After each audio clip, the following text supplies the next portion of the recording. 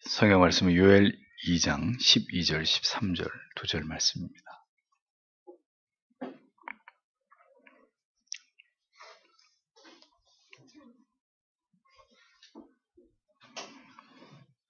요엘 2장 12절, 13절 같이 읽겠습니다.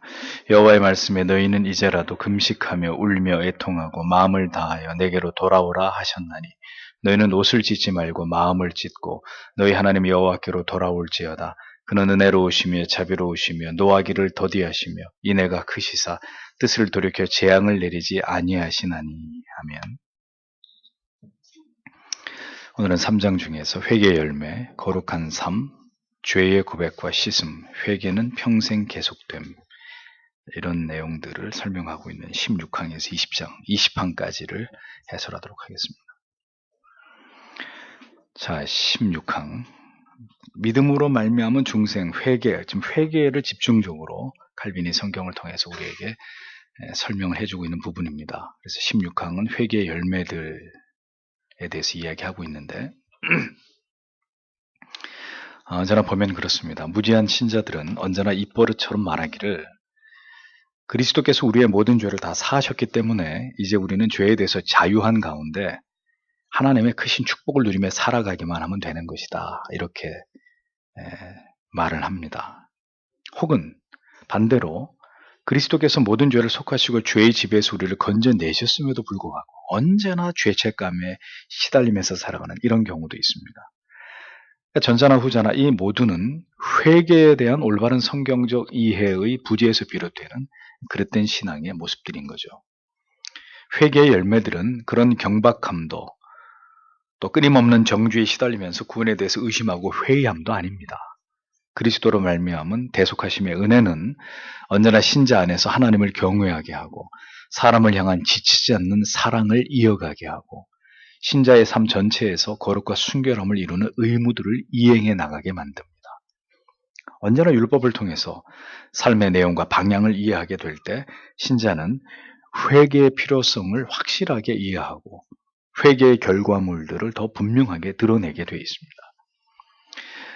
회개를 꾸준히 열심히 하는 사람의 공통점은 언제나 하나님의 말씀을 가까이 한다는 거죠.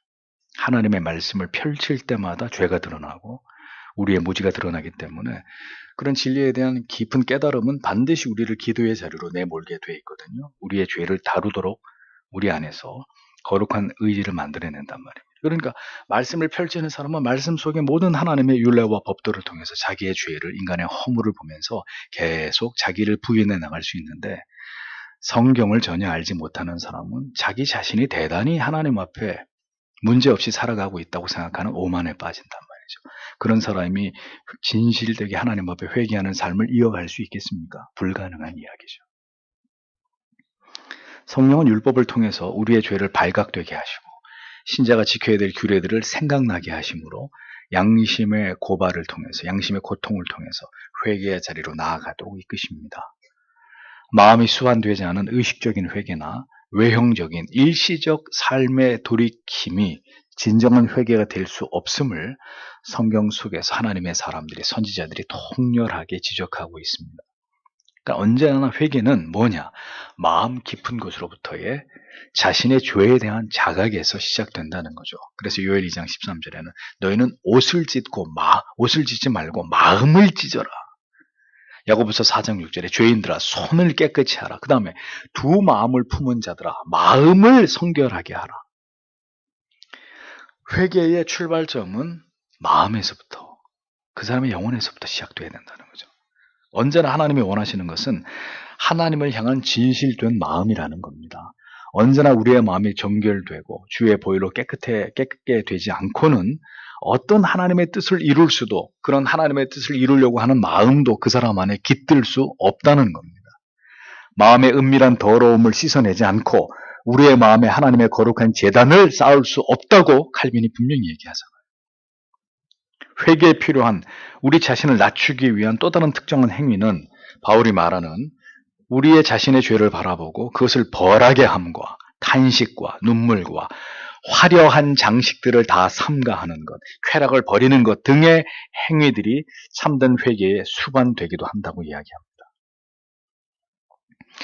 영혼이 겸비해지면서 회심을 향해 다가가는 영혼들, 내지는 믿음이 그리스도께로 더 깊어지고 있는 영혼들에게서 나타나는 공통된 특징은 세상의 모든 것들에 대한 잡다한 관심들이 서서히 소멸된다는 점입니다. 주의 은혜로 나아갈 때 영혼은 한없이 가난해지고 내 외모에 대한 관심은 급격히 소멸되는 거죠. 자기의 영혼에 대한 지대한 관심에 눌리고 또 눌리고 자기의 영혼을 더 아름답게 하기 위한 것에 점점 마음이 기울어지고 자신의 외모에 대한 관심은 점점 사라지게 된다는 거죠. 그렇게 멋을 부리기를 좋아하고 외모에 치중하던 사람이 회심의 은혜로 나아가게 될 때 그 모든 것들에 대한 지극히 무관심과 그런 것들을 더 이상 중요하게 여기지 않는 이런 마음의 변화가 일어나는 것이고 오직 영원한 것과 자신에게 지울 수 없는 자기의 죄악에만 집중하게 되는 이런 영적 고뇌에 자기 스스로를 갇히게 하는 일들이 일어나게 되는 것입니다. 그렇게 좋아하던 모든 쾌락적이고 감각적인 것들이 이제 그의 손에서 떠나가게 되고 그의 심령은 온전히 자기의 죄를 씻음과 그리스도를 통한 구원에만 집중하게 되는 거죠. 그것이 회심을 향해 나아가는 올바른 과정을 지나가고 있는 영혼 가운데 일어나는 현상들이라는 거죠. 또 그리스도의 십자가의 은혜를 굳게 붙들고 있는 사람의 삶에서 나타나는 그 삶의 내용과 어떤 정서라는 것입니다. 그런 일이 일어날 자에게 하나님께서는 이런 마음을 이끄시고 그것을 향해 나아가도록 기도와 말씀을 통해서 자신을 계속 일깨우는 일을 모든 환경 속에서 하나님이 행하시는 것입니다. 하나님의 도우심을 그분의 자비와 긍휼을 구하면서 거듭 죄에 넘어지는 그런 육체를 그 가운데 건질 수 있는 길을 간절히 찾게 되는 거죠. 그러니까 신앙이 진지해지는 순간은 모든 것이 평탄하고 형통할 때가 아니에요. 가로막히고 답이 나오지 않고 답답하고 알 수 없을 때 도저히 내 지식과 내 신앙의 경험으로는 풀리지 않은 문제 가운데 서게 될 때가 하나님 어떻게 해야 합니까? 어떤 길로 가야 됩니까?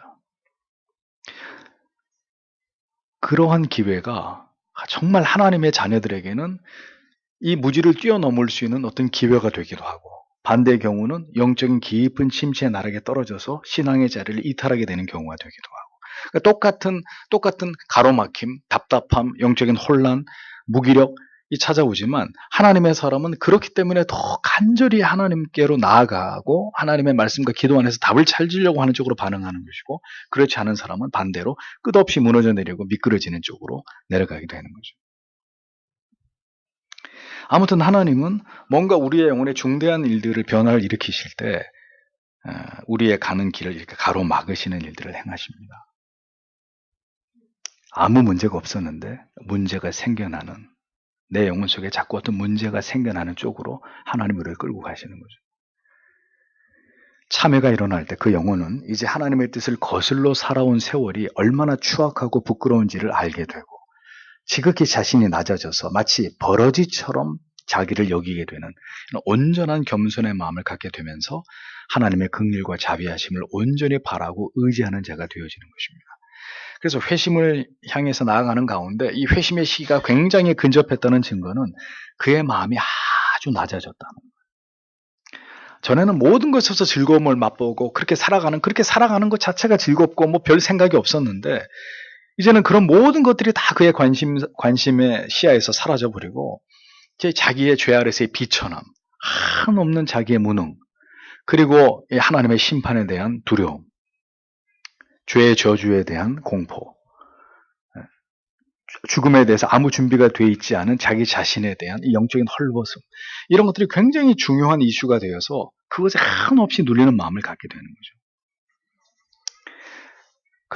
그러나 문제는 회심을 지나치게 강조함으로 생기게 되는 부작용이 또 있는데 그건 뭐냐면은 지나치게 이 회개의 진정성의 유무를 행위의 열매에다가 두는 거예요. 행위의 열매에다가.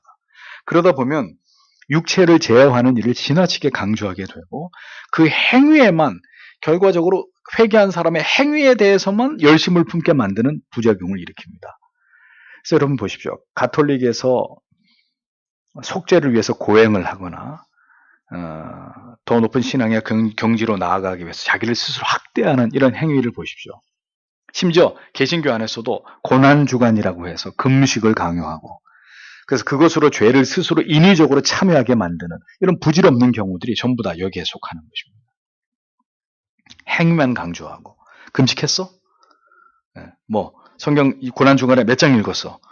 결국 어떤 그런 겉으로 드러나는 행위만 강조하고 그 영혼이 얻은 것은 아무것도 없는. 그래서 고난주간이 끝나면, 부활주일이 끝나면 페스티벌을 하고 사육제를 하고 온통 먹고 마시며 즐기면서 그동안에 굶주리고 금욕했던 것을 또 그런 식으로 해소하는 이런 말도 안 되는 어리석은 이런 짓들을 반복할 수밖에 없는 게 인간이라는 거죠. 그러니까 그런 것은, 이런 패단들은 올바른 회개 모습과는 전혀 거리가 먼 것들이라는 겁니다. 그런 행위들을 율법적으로 만들어가지고 그런 일에 열심을 내지 않을 때 벌을 가함으로 신앙이 경직되게 만드는 이런 부작용을 만들기도 하는데, 이건 역시 올바른 회개라고 볼 수 없다고 칼빈이 분명히 못을 박습니다. 자, 다분히 이것은 칼빈이 가톨릭의 사제주의를 두고 그것을 비판하려는 의도로 이와 같이 주장하고 있는 것으로 보여지는 부분이죠. 17번째, 회개의 표시인 금식과 애통. 이어서 보십시오. 금식과 슬피 우는 것만이 그럼 회개의 참된 요소가 될 수 있느냐? 칼빈은 아니라고 잘라 말하죠. 참된 회개의 정신은 여러분들이 방금 읽으신 요엘 2장 12절 13절 말씀처럼 마음을 다하여 내게로 돌아오라. 그리고 옷을 찢는 게 아니라 마음을 찢는 것이다. 금식과 울며 애통하는 것은 회개에 불변하는 혹은 필수적인 효과가 아니라 특별한 상황에서의 조건적으로 말씀하신 것일 뿐이다. 칼빈이 이렇게 주석을 합니다.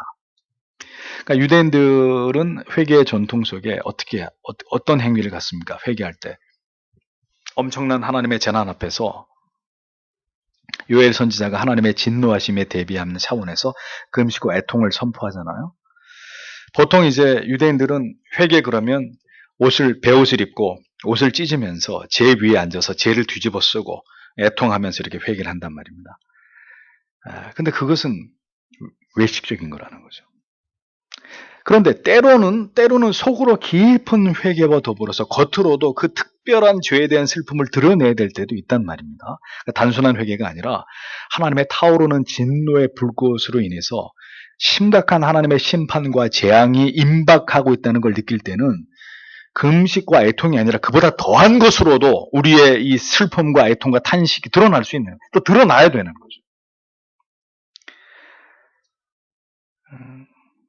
그런데 중요한 것은 이스라엘이 그렇게 관습적으로 베옷을 입고 옷을 찢고 죄를 뒤집어 쓰고 죄 위에서 통곡을 했는데, 이것은 재판장, 심판장 대신 하나님 앞에서 우리의 죄를 참여하는 마음으로 정직하게 표현할 때 하나님의 극심한 진노를 누그러뜨리는 행위가 되는 것이지, 일체 마음은 그런 게 없는데 행위적으로 이렇게 해야 이게 회개라고 간주될 수 있기 때문에 외식적으로, 외형적으로 그렇게 하는 회개는 아무 의미가 없는 거라는 겁니다. 그러니까 선지자들은 하나님의 임박한 진노를 슬퍼하면서 그것으로 인해서 애통하고 금식하는 것은 이것은 합당한 태도라고 이스라엘 백성들에게 알렸습니다. 그건 지금도 마찬가지죠. 목회자는 그 시대의 타락과 폐역의 극에 달하고 현저히 한 시대가 하나님을 떠나갈 때 이제 반드시 하나님의 불타오르는 진노가 우리에게 다가오고 있다는 사실을 반드시 성도들에게 이야기해야 되는 것입니다. 하나님의 진노가 급격히 이 시대를 향해서 쌓여가고 있고 하나님의 인내하심이 극에 달하고 있는 때가 지금이라고 분명히 얘기해야 되는 거예요. 저는 그렇게 믿거든요. 다만 그럼에도 중요한 것은 외식적인 우리의 행위가 아니라 먼저는 이 모든 사실 앞에서 이 시대가 타락하고 하나님으로부터 점점 떠나고 있음으로 인해서 하나님의 진노가 쌓여져 가고 있다는 사실 앞에서 먼저는 우리의 마음을 찢는 일이 있어야 된다는 거죠. 우리의 마음에 우리의 죄와 강팍이 깊이 깨달아지면서 우리가 하나님을 떠났다는 것을 생생하게 느끼면서 그것을 애통하고 깊이 슬퍼하고 하나님께로 돌아가기를 간절히 소망하는 우리 마음이 그렇게 낮아짐이 먼저 선행되어야 한다. 그래서 회개는 항상 금식을 동반하는 것이 아니라는 겁니다. 그것은 특별한 위의 상황에서 우리가 하나님 앞에서 우리의 선한 결단을 보여야만 될 때, 민족적인 차원에서, 국가적인 차원에서 이걸 우리가 이제 다 같이 함께 이렇게 회개하지 않으면 우린 죽을 수도 있다. 우린 하나님의 심판의 칼에 멸망을 당할 수도 있다. 이런 상황에서는 이런 것들이 필요합니다. 금식과 애통과 옷을 찢는 어떤 행위로든 간에 우리가 하나님 앞에 죄를 범했다는 사실 앞에서 우리가 우리 자신을 겸비하게 낮추는 이런 것들은 필요합니다. 또 경건한 그리스도인은 언제나 그의 삶이 절제를 통해서 금식에 준한 검소가 있어야 되고, 슬피 날마다 애통하지 않더라도 언제나 하나님의 마음을 느끼면서 거룩한 슬픔에 자기의 마음에 깨어있는 경건을 유지해야 되는 정서가 항상 필요한 것이죠. 그런데 그런 것이 아니라 고난 주간을 지나가면서 그리스도를 주제로 하는 영상을 해마다 보여주는 영상이 있죠. 예수님이 낭자하게 피를 흘리면서 십자가 지고 가는 이런 주제로 영상을 교회가 보여주면서, 이런 영상을 교회가 틀어주면서 성도의 눈물샘을 자극하는 일, 이런 코미디 같은 일은 그만해야 된다 이겁니다. 그리고 그 예수님이 너무 불쌍해가지고 울어주고 그리고 그 얼굴에 눈물 자국이 채 번지기도 전에 또다시 자기를 사랑하고 세상을 사랑하고 또 서로 찢고 볶고 싸우고 이렇게 그런 모습으로 돌아가 버리는, 그런 게 도대체 무슨 의미가 있냐 이거죠. 그건 마음을 찢는 회개가 아니라는 겁니다. 진정한 회개가 무엇인지를 기억하고 언제나 신속하게 주 앞으로 나아가서 우리의 죄를 고할 수 있는 깨어있는 마음과 언제나 마음으로부터 느껴지는 죄에 대한 거룩한 슬픔을, 그 진실된 회개를 하나님께 드리는 것이 성도에게 언제나 중요한 것이라는 걸 기억해야 된다는 거죠. 그래서 우리는 기계적 회개는 회개라고 보지 않는 거예요. 회개하세요. 그래서 회개하는 것은 회개가 아니라고 얘기하는 거예요.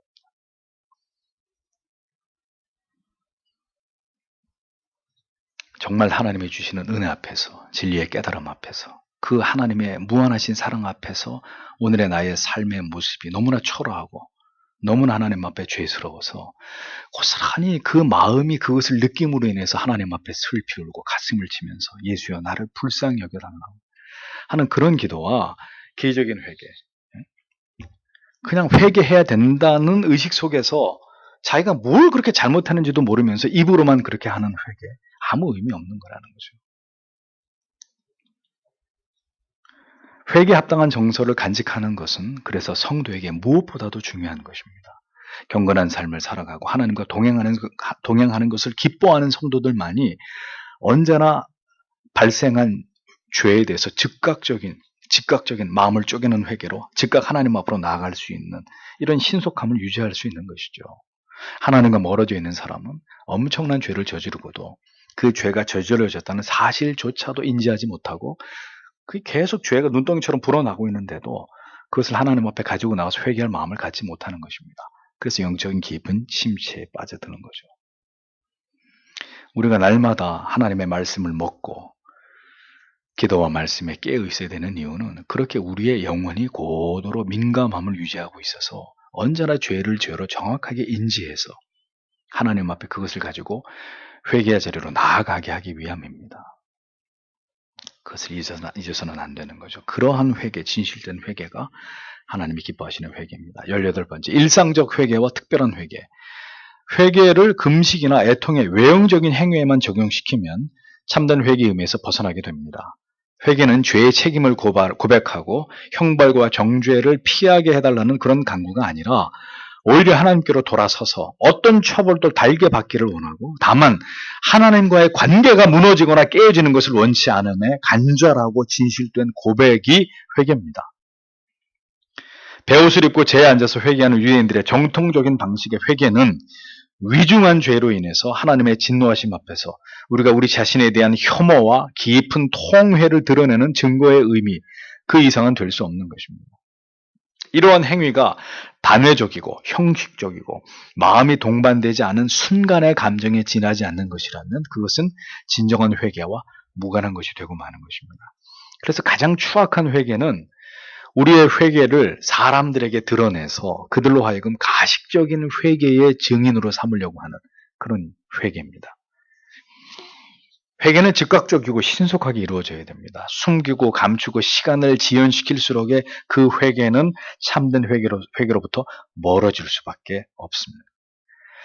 날마다 우리의 생각과 마음에서부터 시작해서 말과 행동으로 드러난 죄까지 우리는 우리의 하루를 그렇게 회개의 기도로 돌아보아야 되고, 그러는 가운데 때때로 하나님께서 이미 과거에 지나간 나의 어떤 행위 속에서 명백하게 죄라고 깨닫게 해주시는 것까지 주의 은혜로 그게 생각나게 될 때 우리는 즉시 그것을 회개하는 게 합당하다고 칼빈이 가르치고 있죠. 어느 날 문득 지금으로부터 한 10년 전에 내가 지은 죄가 생각나는 거예요. 또 말씀을 듣다가 그때는 그게 죄인 줄 몰랐는데 지금 깨닫게 되는, 아, 그게 죄였구나. 하나님의 은혜로 그런 죄들이 생각날 때 즉시 회개하는 게 합당하다는 거예요. 다윗은 최근에 지은 죄뿐만 아니라 어머니 태중에서 지은 죄까지 주밀하게 살피면서 자기의 부패를 하나님 앞에 고백하고 있었던 것을 볼 수 있습니다. 그러니까 이거는 정말 어머니 뱃속에서 지은 죄가 생각나서가 아니라 하나님의 크신 은혜와 사랑이 우리에게 부어지면 부어질수록 나 이렇게 하나님께 사랑받고 있어요. 자기를 자랑하는 게 아니라 그런 사랑과 은혜를 받으면 받을수록 우리 영혼에서 어떤 일이 일어나느냐. 내 자신이 하나님 앞에 정결케 되기를 원하는 거룩한 욕구가 일어나는 거예요. 하나님이 나를 사랑해 준다는 걸 알면 알수록 하나님 사랑을 받으니까 좋다. 하나님이 나를 제일 사랑하셔. 이렇게 해서 자랑질하는 사람은 그건 어린아이 같은 사람인 거고요. 정말 하나님의 말씀을 통해 큰 은혜를 체험하면서 그 하나님의 사랑이 깊고 넓다는 걸 깨달아가는 사람은 그 하나님 앞에 내 작은 죄라도 이게 너무너무 싫고 혐오스럽고 하나님 보실 때 이게 부끄러워서 더 자기 자신의 영혼이 하나님 앞에 정결케 되기를 원하는 그런 기도를 누가 하라고 해서 하는 게 아니라 하게 되는 거예요. 주님, 기억에는 없지만 내가 어머니 뱃속에서부터도 내가 어떤 죄를 저질렀다면 하나님 그것까지 다 용서해 달라고. 누가 시켜서 하는 게 아니라 하나님의 사랑에 대한 선명한 인식과 체험이 나를 그렇게 만들어. 나를 더 정결케 하기 위한 하나님 앞에 어떤 흠도 점도 티도 없는 그런 정결한 하나님의 자녀가 되고 싶은 그런 욕구를 우리 안에 불러일으킨단 말이에요. 그것이 우리를 참여하게 만드는 중요한 은혜의 정서라는 거죠. 그리스도의 은혜와 하나님의 사랑이 더 깊이 우리 안으로 스며들고 그 사랑이 우리의 모든 부패들을 보게 할 때 성도는 이렇게 죄에 대해서 민감해지고 회개하는 일에 대해서 특별한 열심을 갖게 되는 사람들로 변모하게 되는 것입니다. 거룩한 것이 스며들면 스며들수록 추하고 더럽고 악한 것들이 선명하게 이 밖으로 영혼의 삼투압 작용이 일어나는 거죠. 거룩한 게 들어오면 추한 게 밀려나가는 거예요. 그러면서 선명하게 그 정체를 드러내는 거예요. 그래서 우리의 영혼 가운데 그 죄악들이 축출되기 시작하는 거죠. 오래 묵은 죄가 진리 앞에서 선명하게 드러나지 않고 계속 범하고 있는 죄가 역시 무지함 가운데 계속 가려워져서 깨달아지지 않고 회개되지 않을 때 신자는 영적인 깊은 침륜에 빠지게 되는 일들을 경험하게 되는 것입니다. 하나님께서는 죄의 문제가 해결되지 않고 있는 신자의 영혼의 수레바퀴를 계속 굴러가도록 허락하지 않습니다. 반드시 멈춰 세우십니다. 그리고 죄를 보게 하십니다. 그 수레바퀴가 굴러가는 것을 아주 힘겹게 만들어가지고 지나온 궤적을 다시 돌아보게 만듭니다. 왜 이렇게 앞으로 나아가지 못하는 걸까? 내가 지나온 길에서 뭐가 잘못된 걸까? 돌아보게 만든다 이거죠.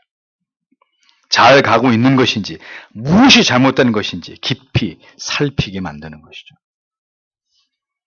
하나님의 사람 다윗의 시를 보십시오. 그가 하나님을 지극히 사랑하고 하나님께로 더 가까이 나아가면 나아갈수록 그가 집착하고 더 세밀하게 보기를 원했던 것은 다른 사람들의 죄가 아닙니다. 자기의 죄입니다. 그는 자기의 유아기 때, 소년기 때도 자기가 지었을 죄를 주목합니다. 그래서 자기의 죄를 숨기지 않고 오히려 과장합니다. 그래서 하나님 앞에 항상 자신이 악할 뿐이라는 것을 담대하게 고백합니다. 그리고 지었을지 모르는 그 죄까지도 다 용서해달라고 하나님 앞에 기도합니다. 하나님이 그렇게 하라고 했습니까, 다윗에게? 하나님은 그를 사랑해 주신 것뿐이에요. 근데 그 사랑을 받으면 받을수록 그 하나님 앞에서 깨끗하고 싶다는 마음이 불일 듯이 일어나는 거죠. 그것이 회개의 원동력이 되는 것입니다. 그것이 진정한 회개의 영을 간직한 하나님의 사람의 모습이라는 거죠. 하나님을 사랑할수록 자기의 죄의 됨을 더 정확하게 볼 수 있는 그 사람이 하나님의 사람입니다. 그런 다윗을 왜 하나님이 사랑하지 않으셨겠습니까? 하나님은 오늘도 죄를 숨기는 자가 아니라 정직하게 그 죄를 고백하면서 하나님께 자비와 긍휼을 베풀어 주시기를 구하고 그 죄를 이길 힘을 구하는 자를 사랑하십니다. 죄가 하나님의 마음을 얼마나 아프게 하고 하나님과 나의 친밀함을 가로막는 그게 얼마나 큰 장애라는 것을 생생하게 알고 있는 그 사람. 하나님이 그런 자의 회개의 기도에 응답하시는 거죠. 또 하나님의 사랑하는 자는 그러한 마음을 갖도록 하나님이 그를 끌고 가시는 것입니다. 그래서 회개는 영혼의 거울을 청명하게 닦는 일입니다. 영혼의 창문을 깨끗이 닦아서 더 하나님을 선명하게 바라보기 위한 신자의 멈출 수 없는 의무이자 책임이 회개란 말이죠. 거울을 닦지 않으면 어떻게 되죠? 거울이 점점 뿌얘집니다. 그러면 우리 얼굴에 작은 티 점 안 보입니다. 유리를 깨끗이 닦지 않으면 밖의 경치가 자세히 보이지 않듯이 회개는 그와 같은 것입니다. 하나님을 또렷하고 선명하게 보게 하는.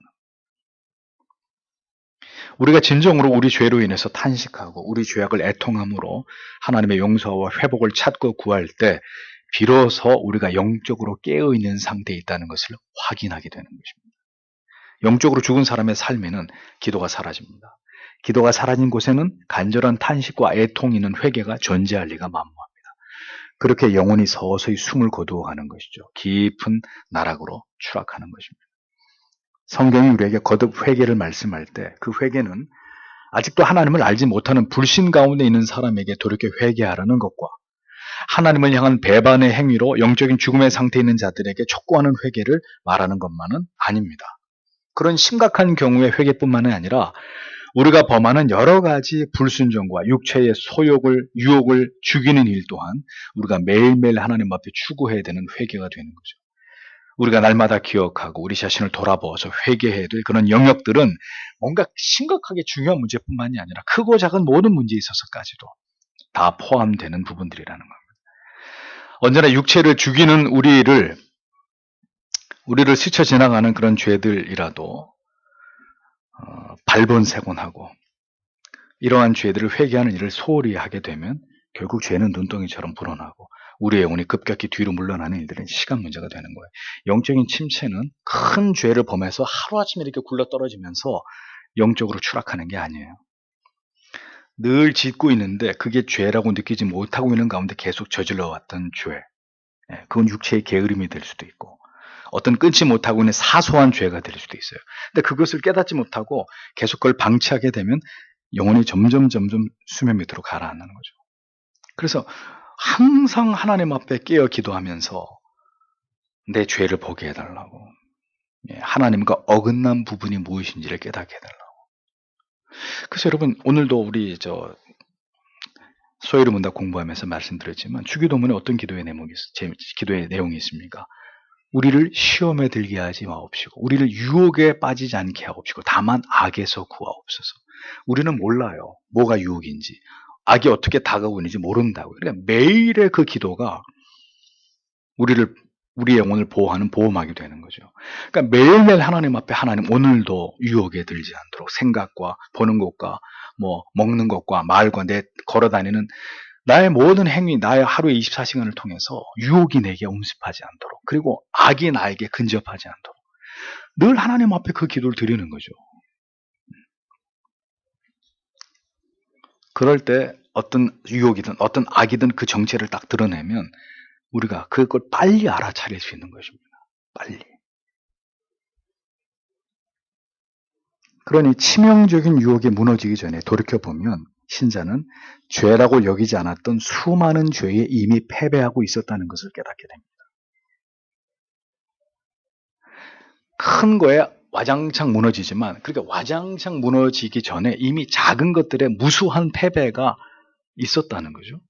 결국은 그 큰 패배로 완전히 카운터 펀치를 맞고 KO가 되는 이런 상황을 만들어내게 된다는 거예요.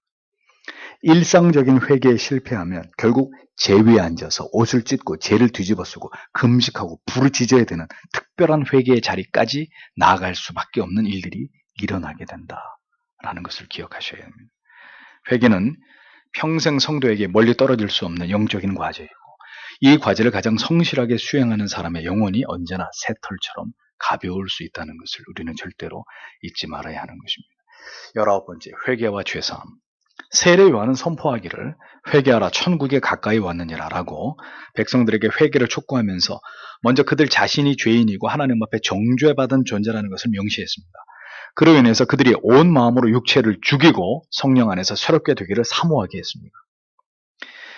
복음이 선포된 지 2000년이 지났어도 회개를 촉구하고 그것을 위해서 죄를 분명하게 드러내고 인간이 전적으로 타락하고 부패한 죄인임을 감추지 않고 드러내고 폭로해서 죄인이라는 사실에 대해서 직격탄을 날려야 되는 일은 오늘도 복음이 전해지는 곳에서 반드시 일어나야 되는 일이라는 거죠. 그대들은 죄인입니다. 우리는 죄인입니다. 끊임없이 반복돼야 될 주제입니다. 교회는 절대로 구도자들을 VIP로 대우해주는 것이 아니란 말이에요.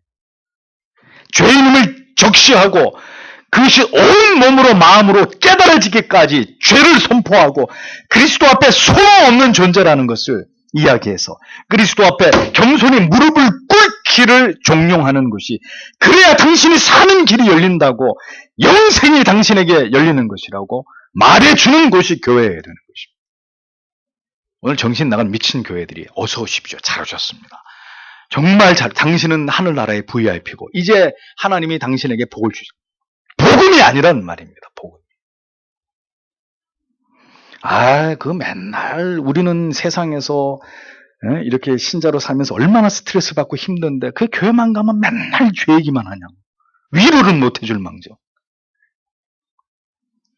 아직도 자신이 죄인이 아니라고 굳게 믿는 사람들의 입에서 그런 말들이 부끄럽지 않게 나오는 거죠. 주의 은혜가 어느 날 그 겸비한 영혼 가운데 임하여 주심으로 마침내 자신이 죄인임을 깨달아 회개에 이르도록 계속해서 율법을 통해서 인간의 죄됨을 그 소망 없음을 교회는 목사는 항상 자주자주 그걸 드러내야 되고 그리스도 앞에 엎드리게 해야 되는 겁니다. 주여 나를 도우소서. 이 죄인을 불쌍히 여기소서. 주의 은혜가 없이는 아무것도 단 한 걸음도 나아갈 수 없는 밀천한 존재에 불과합니다. 이 정서를 계속 유지하게 만들어야 되는 것입니다. 온 마음으로 그 하나님의 심판 앞에서 자기를 죽이고 주의 긍휼을 구하면서 성령 안에서 부디 내가 새롭게 태어날 수 있도록 불쌍히 여겨주시기를 간구하게 만들어야 된다. 그래서 회개하라. 회개하는 자에게는 마침내 천국이 그에게 가까이 왔다고 주님이 선언하시는 겁니다. 마음이 가난해져서 죄를 회개하는 자만이 천국 복음에 근접할 수 있다는 이야기입니다. 회개하고 이내 주 예수 그리스도가 나의 구주 되심을 선명하게 깨닫고 고백하는 순간 천국의 문은 그에게 활짝 열리게 되는 거예요. 그러니까 그 복음 앞에서의 지극한 자기 깨어짐, 자기 겸손, 자기 낮추어짐, 그 영혼의 으깨어짐이 일어나지 않고는 죽었다 깨어나도 그리스도의 십자가가 그에게 소중한 가치가 될 수 없단 말이에요. 그런 마음으로는 구원에 들어갈 수 없는 거라는 거죠. 죄사함을 받게 하는 회개의 세례를 전파하니 라는 말씀은 죄짐을 지고 무거워 지쳐있는 영혼들에게 주께로 돌아와서 죄사함과 구원에 대한 소망을 품으라는 말씀이라는 거예요. 우리를 택하신 백성들을 반드시 구원하시겠다고 내가 그를 찾아가겠다고 하시는 것은 하나님의 예정을 이루시는 그 언약을 성취하는 하나님 편에서의 말씀입니다. 이 얘기를 제가 여러분들에게 여러 번 말씀드렸죠. 내가 내 백성을 구원하겠다. 찾아가겠다. 내가 약속을 언약을 지키겠다. 이건 하나님의 언약을 성취하시는 하나님 편에서의 우리에게 주시는 말씀이에요. 반대로 죄사함을 받게 하는 성령의 세례가 오늘도 택자들에게 일어나기를 속히 죄인들은 겸손한 마음으로 주께 돌아와서 죄사함과 구원에 대한 소망을 가지고 주께 구원 얻기를 구하라는 말씀은 우리 편에서 하나님이 우리에게 행하시는 일에 대해서 우리가 어떻게 반응하는 게 합당한지를 설명하는 말씀이에요. 그래서 하나님이 하신다. 거기에 대해서 우리는 소망을 가지고 주께 우리 자신을 낮추어서 주의 긍휼과 자비를 구해라. 이 두 얘기를 성경이 다 하고 있는 거란 말이죠. 그러므로 하나님께서는 먼저 구원으로 부르실 자의 마음을 낮추시고 죄를 회개케 하시는 것이고 우리는 그러한 마음으로 주께로 나아가 엎드릴 수 있기를 기도해야 되는 것입니다. 예수께서도 때가 찼고 하나님의 나라가 가까이 왔으니 회개하고 복음을 믿어라 라고 말씀하시면서 죄인들에게 뭘 요구하셨어요? 회개를 요구하셨잖아요. 그리고 하나님의 약속을 신뢰하라고 촉구하셨잖아요. 회개하고 복음을 믿어라. 그냥 내 앞으로 나와라. 그러면 다 된다가 아니라 회개하고 주 예수 그리스도를 너의 구주로 믿으라 이거죠. 하나님은 믿음을 선물로 주십니다. 주시는데 그럼 주시든가 하고 가만히 있는 게 아니라 주여 내 죄를 회개하고 주 앞으로 나아갑니다. 어린 양의 보혈을 믿고 의지하며 구주 앞으로 나아갑니다. 이 상호적인 이것이 분명히 구원 얻음에 있어서 필요한 모습이라는 거죠. 사람은 복음의 가르침을 통해서 자기들의 모든 생각과 마음의 성향이 모두 부패하고 악하다는 것을 깨달아야 되고, 그렇기 때문에 천국에 들어가기 위해서는 반드시 거듭나야 한다는 말씀을 들어야 합니다.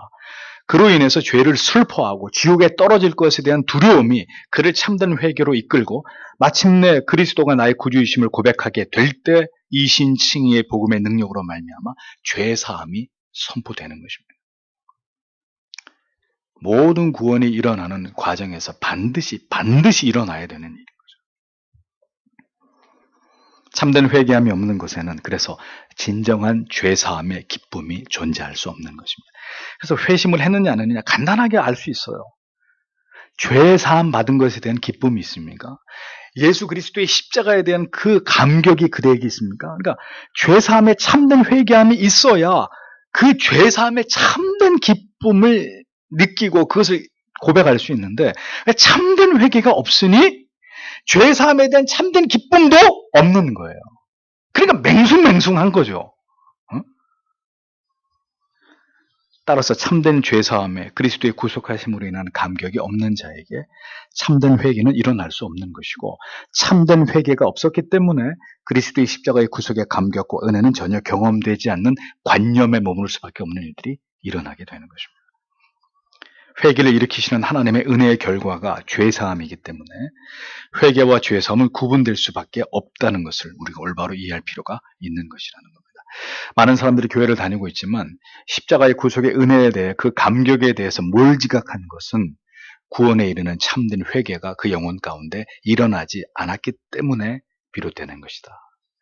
참된 회개, 회심을 통해서 우리의 신앙이 시작되었는지를 살피고, 만약에 그것이 아니라면 여러분 당황하지 마세요. 그리고 나는 그런 불택자인가 의심하지 마세요. 올바른 회개로부터 다시 내 신앙이 시작할 수 있도록 다시 원점에서 하나님의 말씀을 펴고 나를 회심케 하시는 하나님의 은혜를 정직하고 그리고 겸비한 마음으로 하나님 앞에 간절히 구하란 말입니다. 그러면 반드시 하나님께서 그 과정을 통해서 앞에 생략된 부분을 다시 하나님께서 채우셔서 그로 하여금 분명한 회심의 은혜를 경험하도록 역사하신다는 거죠. 이걸 어물쩍 넘어가지 말고. 그래서 어떤 분이 그러세요. 그 교회 성도님들이 제일 기분 나빠하는 질문이 당신 회심했습니까? 이거래요. 그럼 얼굴을 정색하면서 얼굴을 붉히면서 당신 따위가 그런 걸 나한테 왜 물어보냐고 따지신대요. 그게 그렇게 따질 문제인가요? 예. 그게 그렇게 화를 낼 문제인가요? 거듭났냐고 이렇게 물어보면 그게 화를 낼 문제인가요?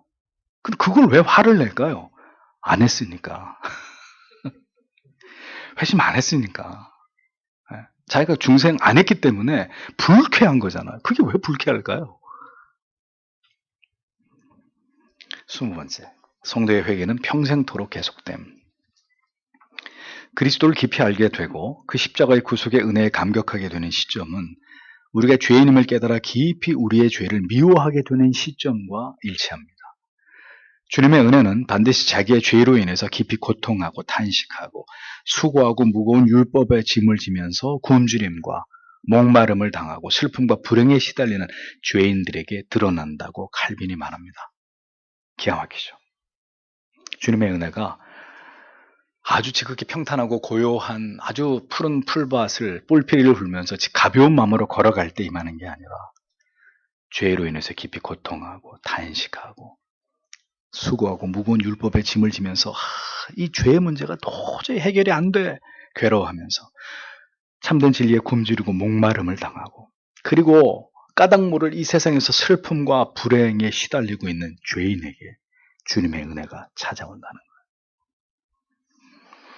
그렇기 때문에 언제나 그 영혼이 가난하고 주를 간절히 바라는 곳에 주의 은혜는 더 넘친다는 것을 우리는 잊어서는 안 됩니다. 그렇기 때문에 신자가 이와 같은 시냇가에 심은 나무처럼 영혼의 푸르름을 유지하기 위해서는 평생토록 회개의 자리를 지키는 것을 위해 힘써야 되고 그 일에 헌신하는 것을 게을리해서는 안 된다는 거죠. 우리가 하나님의 은혜를 구하면서 이 회개의 정서를 잘 유지하려고 하는 마음을 품지 않으면, 그래서 우리가 스스로 하나님의 은혜를 통해 그걸 유지하려고 하지 않으면 우리 인생의 슬프고 괴롭고 고통스러운 날들을 통해서 하나님이 우리를 그렇게 하게 만드신단 말이죠. 충천하는 은혜와 견고했던 신앙의 고백과 하나님을 향한 사랑과 그 달콤한 고백도 결국 모두 소멸되어 버리는 것은 성도의 삶에서 점점 자취를 감춘 회개에 기인하는 바가 크다는 것입니다. 여러분 기억을 더듬어 보십시오. 여러분들이 주님을 만나고 뜨거운 은혜를 체험했을 때 회개는 여러분들의 양식이 됐을 겁니다. 눈물이 여러분들의 음식이 식량이 되었을 것입니다. 작은 죄도 이게 그냥 넘어가지지 않고 하나님 앞에 슬피 울면서 주의 사하심이 이렇게 크고 그분이 우리에게 보이신 사랑의 희생이 이렇게 큰데도 내가 이렇게 버러지같이 또 하나님 앞에 죄를 지었습니다. 민감했단 말이죠. 근데 그 회개의 기억이 희미해질수록 우리는 그 뜨거웠던 은혜도 그 열렬했던 마음도 다 식어져 버린 신자로 돌아가 있는 것을 보게 되는 거죠. 비례하는 거예요. 비례하는 겁니다. 회개가 소멸되는 것은 정확하게 양심으로 깨닫게 해주던 율법의 고발이 사라졌기 때문이고 율법의 죄에 대한 경종이 사라진 이유는 하나님의 말씀을 사모함을 잃어버렸기 때문이다라는 거죠. 다 맞물리는 거예요. 맞물. 신앙은 다른 건 다 괜찮은데 이거 하나만 이렇게 푹 주저앉는 이런 일이 절대로 일어나지 않습니다. 연쇄적으로 다 주저앉든지 아니면 함께 다 이렇게 회복되는 은혜를 맛보든지 다 좋은데 이거 하나만 이렇게 주저앉는 그런 일이 일어나지 않는다고요. 모든 영적 침체는 영적인 연쇄 반응과 그런 일들이 일어났을 때 즉시 대처하지 않으면서 비롯됩니다. 그러면 세상은 빠른 속도로 성도 안으로 진입하고 죄는 눈덩이처럼 불어나면서 영적 감각이 전부 다 둔화되는 일들이 신속하게 성도의 영혼 가운데 일어나는 것입니다. 그리스도께서는 죄인을 부르러 오심과 동시에 그들을 회개케 하기 위해서 오셨습니다. 악에서 떠나게 하시기 위해서 우리를 부르셨습니다. 그러하게 하나님께서는 항상 우리에게 회개를 요구하십니다. 그러나 회개해야지 아무리 해보십시오. 회개가 되나. 다시 얘기합니다. 우리가 회개할 수 있는 길은 뭐라고요? 회개형이 우리에게 임할 수 있는 첩경이 뭡니까? 회개해야 된다는 강박인가요? 아니에요. 하나님을 가까이 하는 것이 우리로 하여금 회개의 영을 불지르게 할 수 있는 원인이 되는 것입니다. 아무리 회개해야 된다는 설교를 듣고 회개해야 된다. 알았어. 정신 차리고 회개하라. 아무리 해보세요. 회개가 되나. 닫았던 말씀을 다시 펼치고 다시 하나님의 말씀이 내 가슴에 임할 때까지 읽기 시작하고 그리고 그 말씀을 덮고는 간절히 주여 내 영혼을 소생케 해주시옵소서. 감추어진 죄를 보게 하시고 어떻게 해야 하나님께로 다시 돌아갈 수 있는지 나에게 그 길을 보여달라고.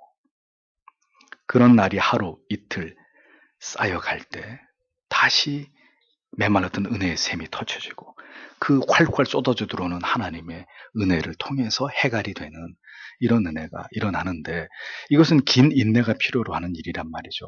그래서 간헐적으로 그걸 위해서 기도하면 간헐적 은혜만 임하는 거예요. 이런 거죠. 몇 년 동안 비가 오지 않아가지고 논밭이 거북이 등짝처럼 갈라져 있단 말이죠. 그럼 어떻게 해야 이 해갈이 될까요? 근원적으로. 몇 날 며칠 동안 비가 와야 되는 거죠. 그렇죠? 몇 년 동안 비가 안 왔기 때문에 적어도 몇 날 며칠 동안은 계속 장대 같은 비가 와야 근본적으로 해갈이 되는데 기대하지 못하고 인내하지 못해요. 간헐적으로만 기도. 그러면 하나님이 우리를 사랑하기 때문에 완전히 버리진 않아요. 그러니까 어떻게 돼? 간헐적 소나기가 이렇게 흩뿌리고 지나가는 거예요. 한 10분 잠깐 비가 왔다가 또 다시 쨍쨍 태양이 장렬하면서 또 그 상태가. 그러다가 또 며칠 만에 또 한 10분 정도 또 소나기가 한번 쫙 왔다가 그럼 어떻게 해? 표면만 잠깐 적시워지고 그 갈라진 논밭의 근원까지 물이 채워지지 않는단 말이에요. 그러니까 그 상태가 계속 되는 거죠. 은혜가 전혀 없는 건 아닌데 뭔가 있긴 있지만 이게 근원적으로 해결이 안 되니까 답답하고 괴롭고 어떤 근본적인 그 회복이 일어나지 않아서 늘 그 곤고한 상태가 계속 되는 거죠. 그러니까 간절히 뜻을 세우고 근원적인 그 하나님의 은혜의 부어짐을 통해서 완전히 내가 소생케 될 수 있는 은혜의 가람이 해갈될 수 있는 그런 하나님의 은혜를 간절히 구하면서 하나님께로 나아가야 되는 그런 노력이 우리에게 반드시 필요하다는 겁니다. 우리에게 회개를 요구하십니다. 언제나 죄를 만들어내는 공장 같은 존재가 우리 자신이기 때문에 오늘도 하나님께서는 그 백성들이 자기의 죄를 다루는 문제를 주목해서 보시고 그 일에 창념하고 그 일을 중요하게 여기는 자들의 영혼을 도와주신단 말이에요. 그로 하여금 회개할 마음을 부어주시고 그 일을 하나님께서 협력하신다고. 이사야 56장 1절 너희는 정의를 지키며 의를 행하라. 이는 나의 구원이 가까이 왔습니다. 이사야 59장 20절 구속자 시온에 임하며 야곱의 자손 가운데 죄가를 떠나는 자에게 임하리라. 보세요. 다 해주는 게 아니라 의를 행하는 자, 정의를 지키는 자, 회개하고자 하는 자에게 회개가 임한다. 은혜를 간절히 구하는 자에게 은혜가 임한단 말입니다. 이사야 55장 6절에서 7절 너희는 여호와를 만날 때에 어떻게 하라고요? 찾으라. 가까이 계실 때 그를 부르라.